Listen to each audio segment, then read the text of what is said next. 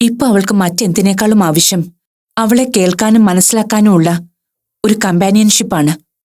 അത് അപ്പൂനല്ലാതെ മറ്റാർക്കും വേണ്ട ഡേസി. ആ കാര്യം ഇനി ഇവിടെ ഡിസ്കസ് ചെയ്യണ്ട. അപ്പൂവിന്റെ കമ്പാനിയൻഷിപ്പ് മാളുവിന് ദോഷം ചെയ്യൂ.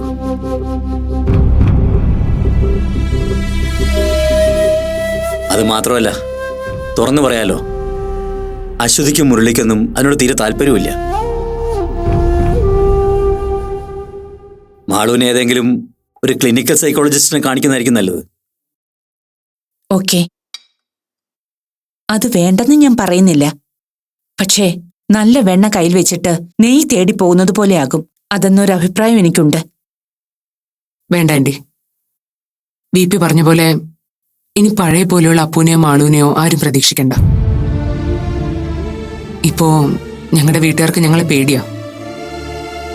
ആ പേടി അങ്ങനെ നിലനിൽക്കുന്നിടത്തോളം കാലം മാളൂനെ സഹായിക്കാൻ എനിക്കാവില്ല ആന്റി. അവളെ ഇങ്ങനൊരു അവസ്ഥയിൽ എത്തിക്കാൻ ഞാനും കൂടി കാരണക്കാരിയായല്ലോ എന്ന് ഓർക്കുമ്പോ എനിക്ക് സഹിക്കാൻ പറ്റുന്നില്ല വിജയ്. അവളുടെ കാര്യത്തിൽ നമുക്ക് ഉടനെ എന്തെങ്കിലും ചെയ്യണം. ഇപ്പൊ വിജയ് പറഞ്ഞതുപോലെ നല്ലൊരു ഡോക്ടറുടെ സഹായമാണ് ആവശ്യമെങ്കിൽ അതിനും മടിക്കരുതെന്ന് വിജയ് മുരളിയോടൊന്നു പറയണം. ഞാൻ പറഞ്ഞ മുരളി എത്രമാത്രം സീരിയസ് ആയിട്ട് എടുക്കുമെന്ന് എനിക്കിപ്പോൾ ഉറപ്പ് പറയാൻ പറ്റില്ല ഡേസി. എന്നാലും ഡേസി വിഷമിക്കണ്ട. മാളുവിനെ അവോയ്ഡ് ചെയ്യാൻ ഞങ്ങൾക്കും പറ്റില്ലല്ലോ. ഞാൻ രണ്ടുപേരോടും സംസാരിക്കാം. ഡേസി സമാധാനത്തോടെ പോയിക്കോളൂ. എന്നാ പിന്നെ ഞാൻ ഇറങ്ങട്ടെ അപ്പോ.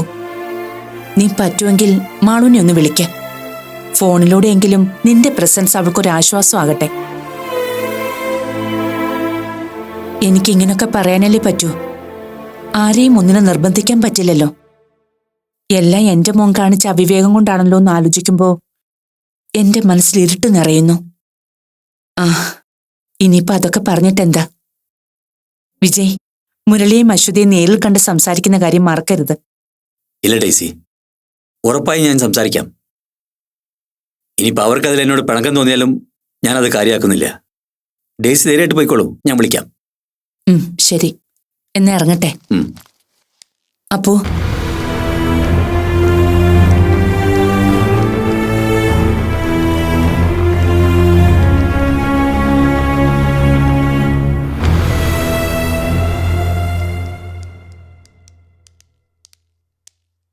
Good morning madam.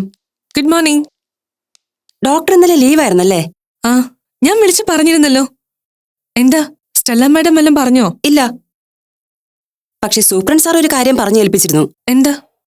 മാഡം വരുമ്പോ സൂപ്രണ്ട് സാറിനെ കണ്ടിട്ട് രജിസ്റ്ററിൽ ഒപ്പിട്ടാ മതിയെന്ന് പറഞ്ഞു.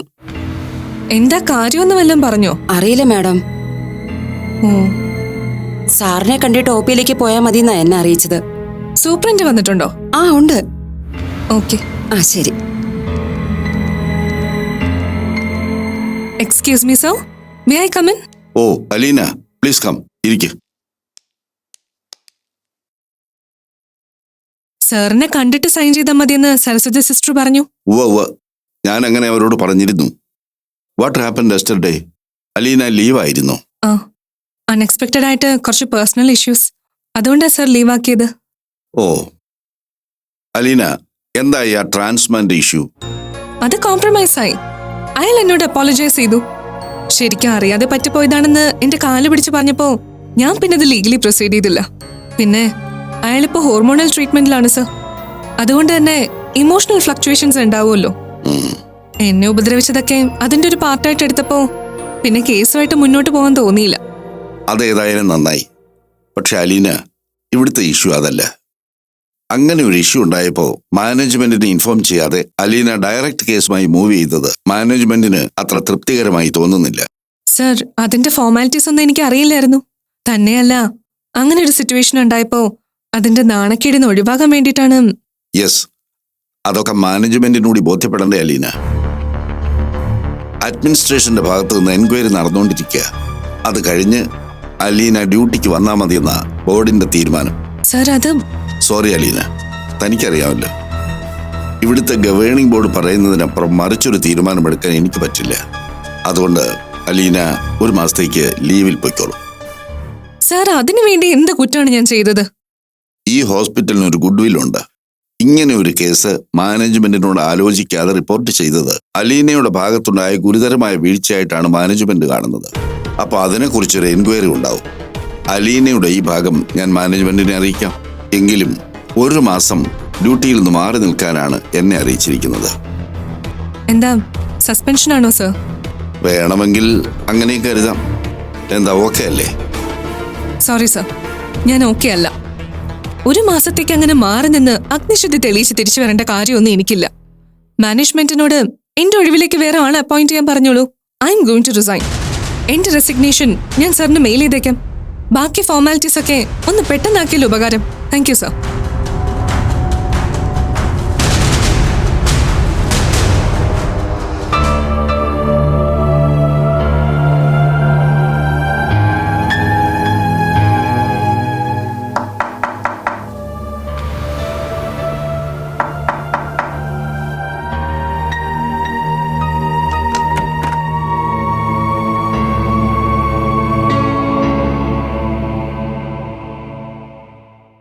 നീ ഉറങ്ങുമായിരുന്നോ?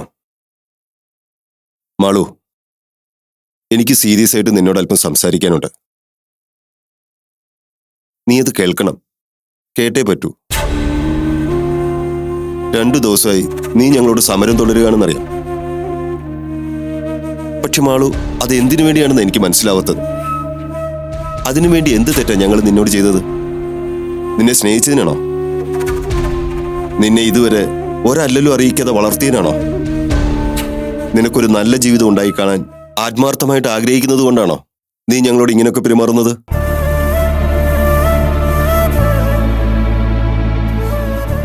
നോക്കുമാളൂ, നിന്നെക്കുറിച്ച് ഇങ്ങനൊന്നും ആയിരുന്നില്ല എന്റെ പ്രതീക്ഷ. നിന്റെ ആഗ്രഹത്തിനൊത്ത് നടത്തിയ വിവാഹബന്ധം തകർന്നു. പോട്ട്, എനിക്കറിയാം അതിന്ന് കരകയറാൻ സമയമെടുക്കുന്നു. പക്ഷെ അതിനുവേണ്ടി എല്ലാ സഹായവും ചെയ്തതെന്ന് ഞാനും അമ്മയും നിന്നോടൊപ്പം ഇല്ലേ? പിന്നെ എന്തിനാ നീ ഞങ്ങളോട് ഇങ്ങനെ കലഹിക്കുന്നത്? ജോബിനുമായി ഒത്തുപോകാൻ പറ്റാത്തതുകൊണ്ടാണ് നീ വിവാഹമോചനത്തിന് ശ്രമിക്കുന്നുവെന്നാ ഞങ്ങൾ വിചാരിച്ചത്. പക്ഷെ അതിന് നീ പറഞ്ഞ കാരണമോ അച്ഛൻ ഇപ്പോഴും മനസ്സിലാവാത്തത്. ഭാവി ജീവിതം അപ്പൂനൊപ്പം വേണമെന്ന്. എന്തടിസ്ഥാനത്തിലാ മാളു നീ പറയുന്നേ? നീ ആഗ്രഹിക്കുന്ന പോലെ അല്ലെങ്കിലും തുറന്ന് ചിന്തിക്കുകയും പ്രവർത്തിക്കുകയും ചെയ്യുന്ന അച്ഛനും അമ്മയല്ലേ ഞാനും അശ്വതിയും. ഞങ്ങളോട് നീ ഒന്ന് പറഞ്ഞതാ, നീ എന്തിനാ അങ്ങനെ ഒരു ജീവിതം തിരഞ്ഞെടുക്കുന്നതെന്ന്. അതിലെന്താ നീ കാണുന്ന ഗുണങ്ങൾ? അച്ഛന് മനസ്സിലാവാത്തോണ്ട് ചോദിക്കുക. ശരിയാ, അപ്പു നിന്റെ നല്ല ഫ്രണ്ടാ. അപ്പു ആണായി പോയതുകൊണ്ട് ഫ്രണ്ട്ഷിപ്പ് വേണ്ടാവെന്ന് ഞാനും അശ്വതിയോ പറയുന്നില്ല. പക്ഷെ ഒരു ലിമിറ്റിനപ്പുറത്തേക്ക്, നീ ആഗ്രഹിക്കുന്ന പോലൊരു സൗഹൃദവും ജീവിതമൊന്നും അതൊന്നും ഞങ്ങൾക്ക് അംഗീകരിക്കാൻ പറ്റില്ല മാളു. അച്ഛാ, എനിക്ക് പറയാനുള്ളത് ഞാൻ വ്യക്തമായിട്ട് എല്ലാവരോടും പറഞ്ഞു കഴിഞ്ഞതാ. എന്നെ സംബന്ധിച്ച് അപ്പോ ജോബിനൊക്കെ ക്ലോസ് ചാപ്റ്റേഴ്സാ. സ്നേഹിച്ചവരൊക്കെ മനസ്സിൽ നിന്ന് മെല്ലെ മെല്ലെ മായ്ച്ചു കളയാൻ ഞാൻ. ഇപ്പൊ എന്റെ മനസ്സിലൊന്നുമില്ല, ആരുമില്ല. അതുകൊണ്ട് എന്നോട് ഇനി ഒന്നും പറയേണ്ട ആവശ്യമില്ല. പറഞ്ഞല്ലോ, ഇനി അങ്ങനെ ഒരു പേടിയും അച്ഛന് വേണ്ട. കൂടെ കൂടെ എന്നെ പഴയ കാര്യങ്ങളിലേക്ക് വലിച്ചോണ്ട് പോകാതിരുന്നാ മതി. നീ ഇങ്ങനെ മുറിയിൽ അടച്ചുപൂട്ടിയിരിക്കുന്ന കാണുമ്പോ ഞങ്ങൾ എങ്ങനെയാ മാളു സമാധാനമായിട്ട് കഴിയുന്നേ? നിനക്ക് വേണ്ടിയല്ലേ ഞങ്ങൾ ജീവിക്കുന്നത് തന്നെ. അതെന്താ നീ മനസ്സിലാക്കാത്തത്? അമ്മ പറയുന്നൊക്കെ ശരിയാ. എനിക്ക് വേണ്ടിയാ നിങ്ങൾ ജീവിച്ചതും സമ്പാദിച്ചതും ഒക്കെ. പക്ഷെ അമ്മ, സ്വന്തം ആഗ്രഹങ്ങൾക്കൊത്ത് ജീവിക്കാൻ പറ്റാതെ വന്ന ആരൊക്കെ നമ്മുടെ കൂടെ ഉണ്ടെന്ന് പറഞ്ഞാലും അതിന് യാതൊരു വാല്യൂ ഇല്ല. എന്റെ അനുഭവത്തിൽ നിന്ന് എനിക്ക് മനസ്സിലായതും അതാ. നിന്റെ ആഗ്രഹങ്ങൾക്കും സ്വാതന്ത്ര്യത്തിനും ഒന്നും ഞങ്ങൾ ഒരെതിരും നിന്നിട്ടില്ല മാളു. ഇനി നിൽക്കിയില്ല. നിനക്ക് ഇഷ്ടമുള്ളതുപോലെ ജീവിക്കാം. പക്ഷെ ഒരേ ഒരു കാര്യം, അപ്പുവിന്റെ കാര്യത്തിൽ മാത്രമാ ഞങ്ങൾ ഈ റെസ്ട്രിക്ഷൻസ് വെക്കുന്നത്.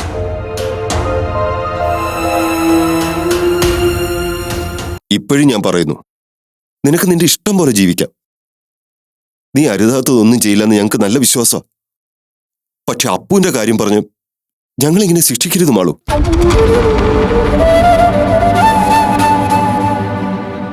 ഇതാ അച്ഛന്റെ ഭീഷണിയൊന്നുമല്ല, ഒരപേക്ഷയാ. നാട്ടുകാരുടെ മുന്നിൽ മാനമര്യാദയ്ക്ക് ജീവിച്ചു മരിക്കണമെന്നുള്ള ആഗ്രഹം കൊണ്ടുള്ള അപേക്ഷ. ഈ ഒരൊറ്റ കാര്യം മാത്രമേ എനിക്ക് നിന്നോട് പറയാനുള്ളൂ. ഇതിൽ കൂടുതൽ ഞങ്ങൾ വേറെ എന്താ വേണ്ടത് മാളു? നീ എന്തു പറഞ്ഞാലും ഞങ്ങളത് സാധിച്ചു തരാം. അച്ഛൻ പറഞ്ഞ പോലെ അപ്പുവിന്റെ കാര്യം ഒഴികെ. ആ ഒരു ഉറപ്പ് മാത്രം നീ ഞങ്ങൾക്ക് തന്നാ മതി. ഞാൻ പറഞ്ഞതിൽ കൂടുതൽ മറ്റൊന്നും എനിക്ക് പറയാനില്ല. പറഞ്ഞല്ലോ, അപ്പുവിന്റെ ആരുടെയും കാര്യത്തിൽ നിങ്ങൾക്ക് ഒരു പേടിയും വേണ്ട.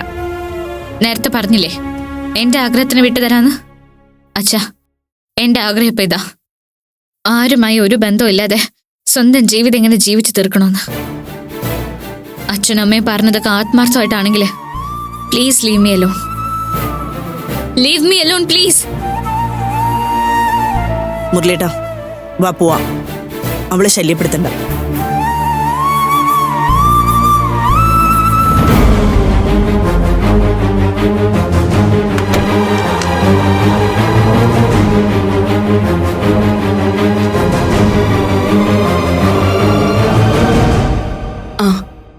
അങ്ങനെ ഒരു അഫിഡവിറ്റ് ഫയൽ ചെയ്തെന്ന് കരുതി പേടിക്കേണ്ട കാര്യമില്ല. അടുത്ത ഹിയറിങ്ങിന് നമുക്കത് കൗണ്ടർ ചെയ്യാവുന്നതേ ഉള്ളൂ. അതിനു മുമ്പ് ഈ പറഞ്ഞ തീയതികളിൽ കുട്ടിയെ അമ്മയെ ഹോസ്പിറ്റലൈസ് ആയിരുന്നു എന്ന് ഡോക്ടർ സർട്ടിഫൈ ചെയ്ത കോപ്പി വേണം. അത് അന്ന് എത്തിച്ചാൽ മതിയാവും. ഇല്ലില്ല, 12-ാം തീയതിയല്ലേ ഹിയറിംഗ്. ഒരു 10-ാം തീയതി അടുപ്പിച്ച് എന്നെ വിളിച്ചാൽ മതി. ഞാൻ ഓഫീസിലുണ്ടാവും. Okay. May I come in dear? ആ, അലീനയോ? വാ ഇരിക്ക. ഇന്നെന്താ രാവിലെ അലീനയെ വീട്ടിൽ കണ്ടില്ലല്ലോ? ഇന്ന് വളരെ സംഭവ ബഹുലമായ ദിവസമായിരുന്നു വക്കീലേ, അതുകൊണ്ട് നേരത്തെ ഇറങ്ങി. എന്താ അലീന പതിവില്ലാതെ ഓഫീസിൽ? ഞാൻ പറഞ്ഞല്ലോ, ഇന്നത്തെ ദിവസം മുഴുവൻ സന്തോഷമുള്ള വാർത്തകളാ തേടിയെത്തിക്കൊണ്ടിരിക്കുന്നത്. ആ സന്തോഷം ചൂടുമാറാതെ എന്റെ പ്രിയപ്പെട്ട റൂംമേറ്റിനെ കൂടി അറിയിക്കണമെന്ന് എനിക്ക് തോന്നി. അതുകൊണ്ടാ ഒരു മുന്നറിയിപ്പില്ലാതെ ഇവിടെ പൊട്ടി വീണത്. ഡോക്ടർക്ക് സന്തോഷമുള്ള വാർത്തയാണെങ്കിൽ അത് മറ്റുള്ളവർക്ക് അത്ര നല്ല ഹാപ്പി ന്യൂസ് ആയിരിക്കില്ലല്ലോ. You are absolutely mistaken dear. ഇത് ശരിക്കും നിങ്ങൾക്ക് സന്തോഷകരമായ വാർത്ത തന്നെയാണ്. അത് നേരിട്ട് വന്ന് അറിയിക്കേണ്ട ബാധ്യത എനിക്കുള്ളത് കൊണ്ടാണ് വന്നത്. ഓക്കെ ഓക്കെ, എന്നാ പിന്നെ സസ്പെൻസിന് കട്ടണിട്ട് നേരെ മാറ്ററിലോട്ട് വാ. എന്താ വിഷയം? എന്റെ സേവനം ഹോസ്പിറ്റലുകാര് മതിയാക്കി. സോറി, മനസ്സിലായില്ല. എന്നുവെച്ചാ ഹോസ്പിറ്റലിന് അപകീർത്തികരമായ രീതിയിൽ പെരുമാറിയത് കൊണ്ട് ഡോക്ടർ അലീനയുടെ സേവനം ലൈഫ് കെയർ ഹോസ്പിറ്റലിൽ മതിയാക്കിയെന്ന് രേഖാമൂലം അവരെന്നെ അറിയിച്ചിരിക്കുന്നു. വളരെ സിമ്പിളായിട്ട് പറഞ്ഞാ ജോലി മതിയാക്കി വീട്ടിൽ പൊക്കോളാനാണ് ഉത്തരവ്. അല്ല, അപകീർത്തികരമായിട്ട് അലീന എന്ത് ചെയ്തു എന്ന മാനേജ്മെന്റ് പറയുന്നത്?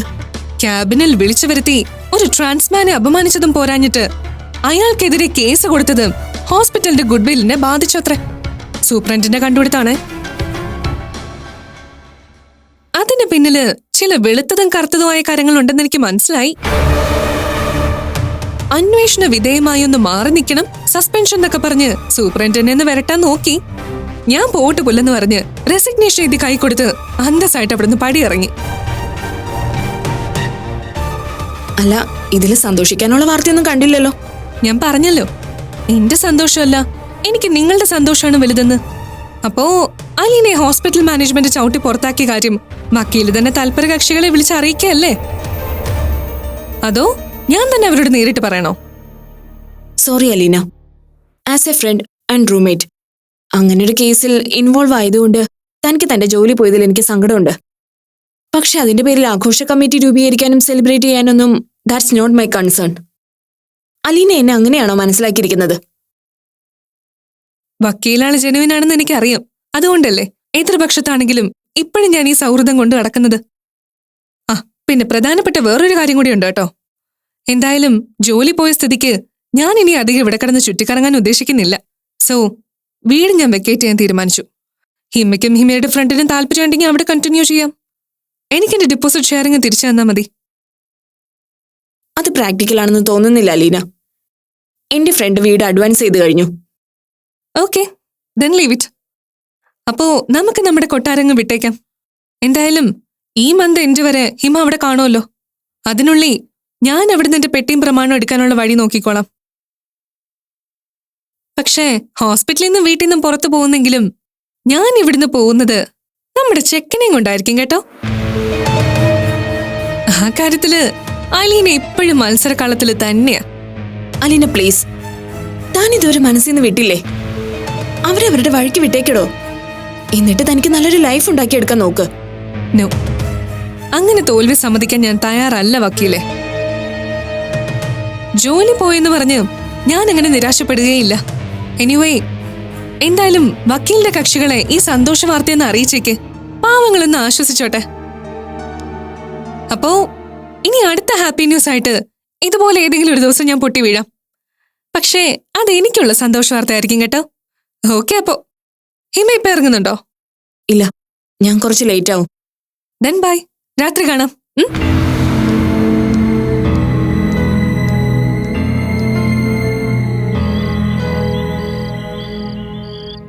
അപ്പോ ചോദിക്കുന്നോണ്ട് നീ എന്നോട് ദേഷ്യപ്പെടരുത്.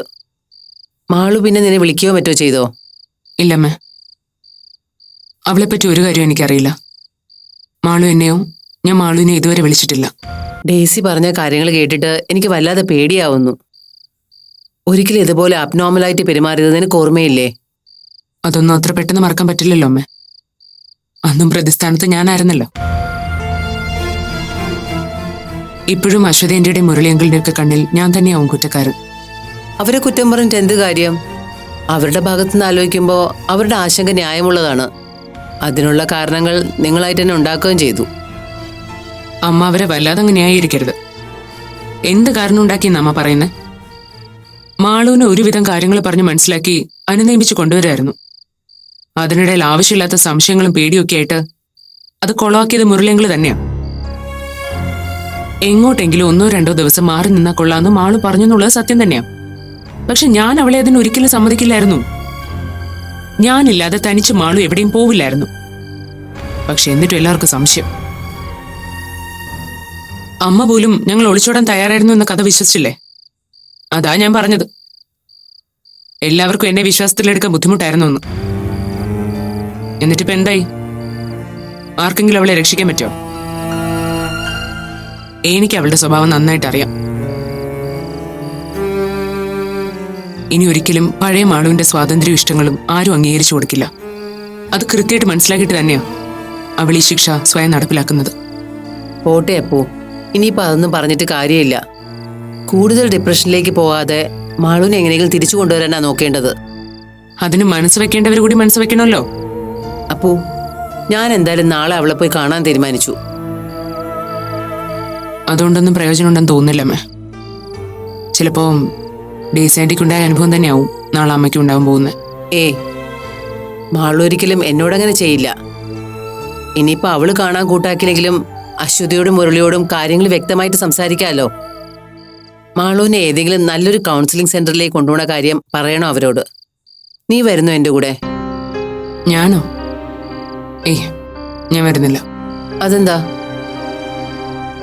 അത് ശരിയാവില്ലമ്മേ. നീ തനിച്ചല്ലോ അപ്പു, ഞാനും കൂടെ ഇല്ലേ? എന്നാലും അത് വേണ്ടമ്മേ. അമ്മ പോയി കണ്ടിട്ട് വന്നാൽ മതി. ഞാനില്ല.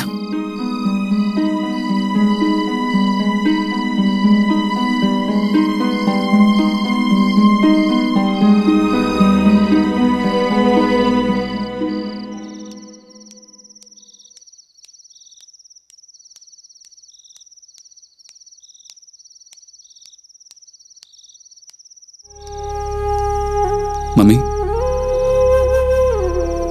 നീ ഉറങ്ങിക്കാണില്ല എന്ന് എനിക്കറിയായിരുന്നു. എന്താ, വിജയോ അപ്പോ ആരെങ്കിലും വിളിച്ചോ? ഇല്ല, ഞാൻ മമ്മിയോട് തുടക്കത്തിലേ പറഞ്ഞല്ലേ അവിടേക്ക് പോണ്ടെന്ന്. ഞാൻ കരുതിയത് മറ്റാര് ഇൻസൾട്ട് ചെയ്താലും മാളു മമ്മിയോടൊരിക്കലും അങ്ങനെ ചെയ്യില്ലെന്നായിരുന്നു.